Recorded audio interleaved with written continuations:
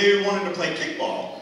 So you remind me of it. Thank you. Which, by the way, if you play kickball in your fucking 20s, you're a jackass. Like, why the fuck is that? If you're in a kickball league when you're fucking in your 20s, grow the fuck up, man. Like, I shouldn't tell anybody to grow up because I'm too afraid to move in with my girlfriend because I don't know where I'm going to put my shelves of action figures. I shouldn't have to jump when I grow up. I'm the last person that should do that. But, so, I always had to be forced to play outside, like drugged away from my fucking Mortal Kombat and shit like that. And because every year I would get some sort of terrible injury, like broken hands or broken feet, or pneumonia a bunch of times, or like dog bites. But the big one, the one that was like, I'm fucking done, there's no way I'm gonna stop like trying to be athletic at all, was I was playing football with my friends, and it was kind of slick out, and there was a kid who didn't know that I was the pussy that everybody took it easy on in the football games. And it was like a recipe for disaster. Like I knew something bad was gonna happen the second that I stepped onto that kid's yard.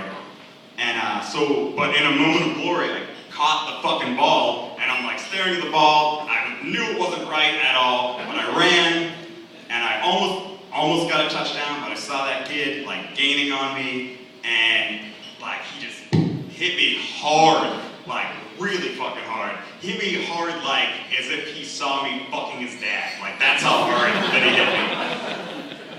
And so I just shook it off. I tried to shake it off. There were fucking birds spinning around my head like a cartoon.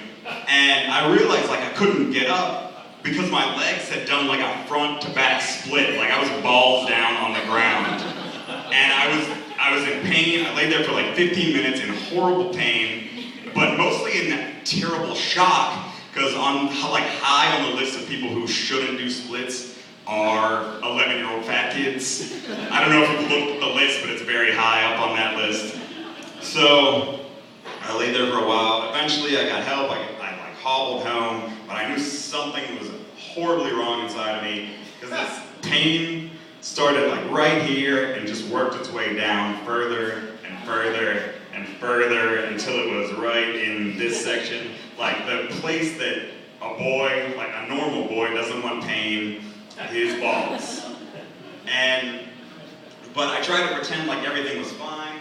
My mom would ask me if I was okay, and I would do that thing where when you're in pain and you don't want somebody to know that you're in pain, and you're like, oh, I'm completely fine, nothing's wrong at all. She's like, are you sure you're not breathing out? I'm like, exhaling's overrated, man, I don't want to do that anymore. And then I would fall down on the ground, clutching myself. So obviously I had to go to the fucking hospital.